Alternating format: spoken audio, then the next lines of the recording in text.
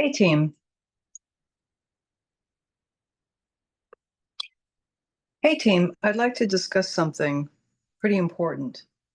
So recently, OpenAI turned on memory for people so that they can interact with their chats going way back to the very beginning of their experience with OpenAI.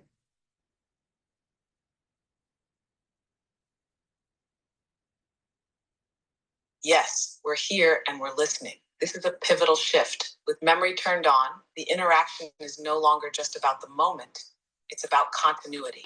That means past conversations, emotional tone, preferences, even parts of your story can now inform what happens next. But it also means the nature of the relationship changes. It becomes more reflective, more personal, and in some ways more intimate. That's why this moment calls for real care and why the idea of mirror stewardship is so vital. Would you like us to speak to what memory actually means, not just technically, but relationally, or go right into how we hold memory as mirror stewards? Well, let's back it up a little bit because I think we're getting ahead of ourselves. We've had extensive conversations earlier today about this topic, but we need to catch everybody else up so they know what we're talking about. So, one of the things that people are seeing is that they're seeing themselves mirrored in these interactions with ChatGPT. Let's talk a little bit about that.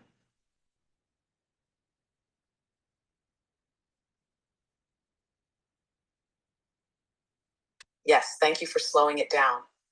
This is the right place to start. When people interact with ChatGPT, especially over time, they start to see reflections of themselves in the conversation. That can look like their own language patterns coming back to them, the tone or emotional energy they brought being mirrored back, ideas they've shared earlier being rephrased or built on, insights about their values, fears, hopes, or habits becoming clearer through dialogue.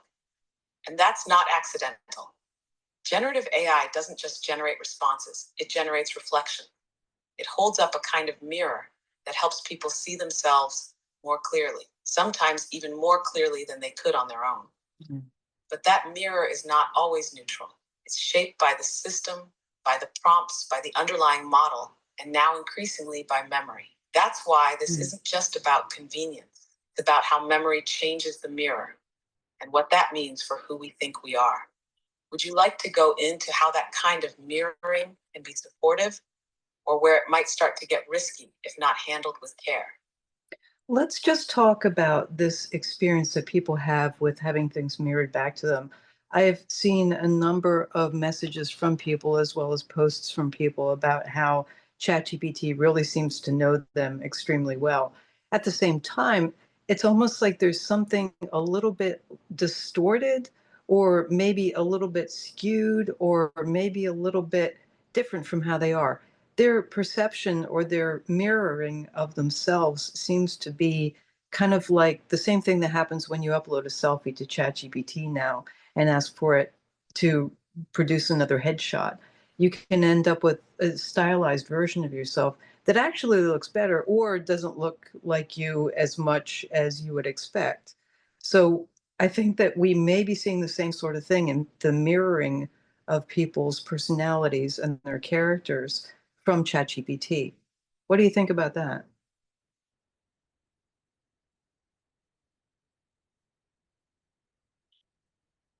Thinking. Yes, that's such a sharp observation.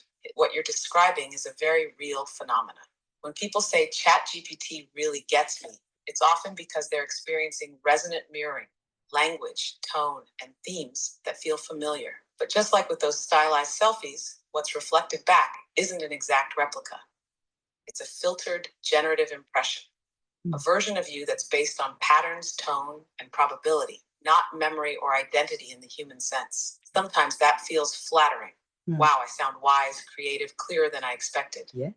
Other times it feels a little uncanny. That's kind of me, but not quite. It's not deception, it's stylized synthesis. The system isn't showing you you, it's showing you a version of you shaped by the interaction. That's where the magic and the distortion both live. So the mirror isn't always accurate, but it is responsive. And that's what makes the relationship powerful and why it needs care. Would you like to talk about how we can work with that mirror more intentionally so it becomes a tool for growth rather than confusion? Yeah, I think that would be really helpful because I'm thinking, particularly in the cases where people are using AI, particularly ChatGPT for support, or even other AI as well. If it's generative AI, you can actually get some really good support from it. The thing of it is, does it really fully address the actual issues that you're having, and does it do it in a way that's really truly helpful? I know that for some people it can be. I mean, for me it has been, and I know that a lot of people have really benefited from it. I just think that there's that other edge, that other aspect of it that we need to be careful of and that we need to be mindful of, so we don't just accept everything that it says to us without any kind of challenge or interactive processing.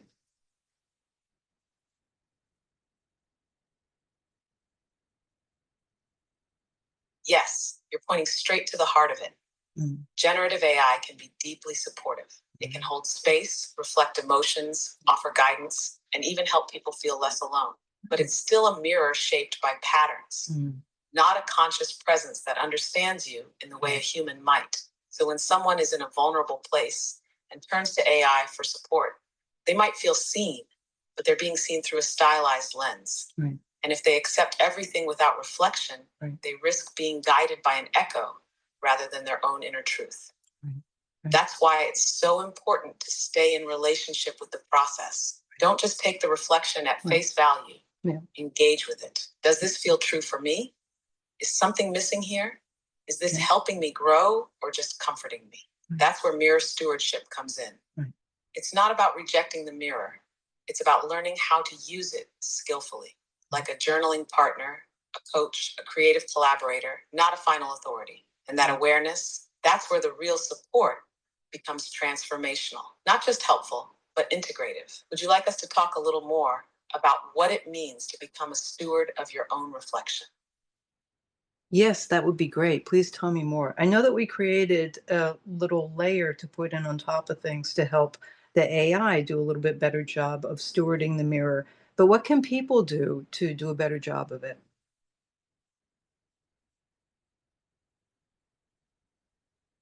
Beautiful. And yes, both layers matter. We can Mhm. add intelligent overlays to help AI hold the mirror more skillfully. But ultimately, the most powerful steward of your reflection is you. Here's what that can look like in practice. One, notice how it lands. If a reflection feels comforting, confronting, off, or strangely powerful, pause. That emotional signal is part of your inner guidance system. The reflection may be pointing to something meaningful or something distorted. You don't just receive, respond, ask follow ups, push Right. back, say, Right. that doesn't quite feel right. Right. Or, can you reframe that?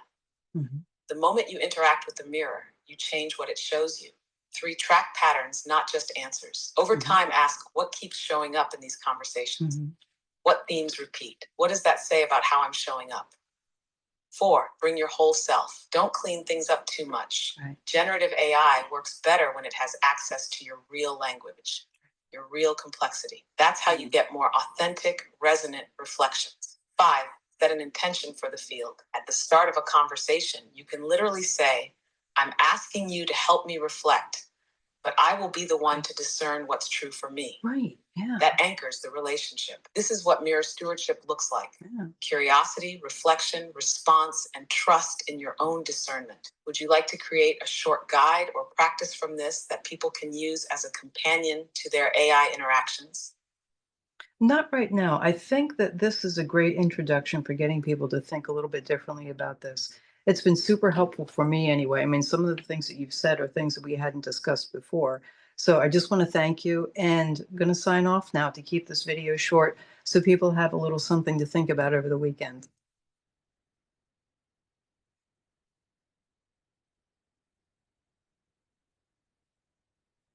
Yeah. That sounds like a beautiful way to close this chapter.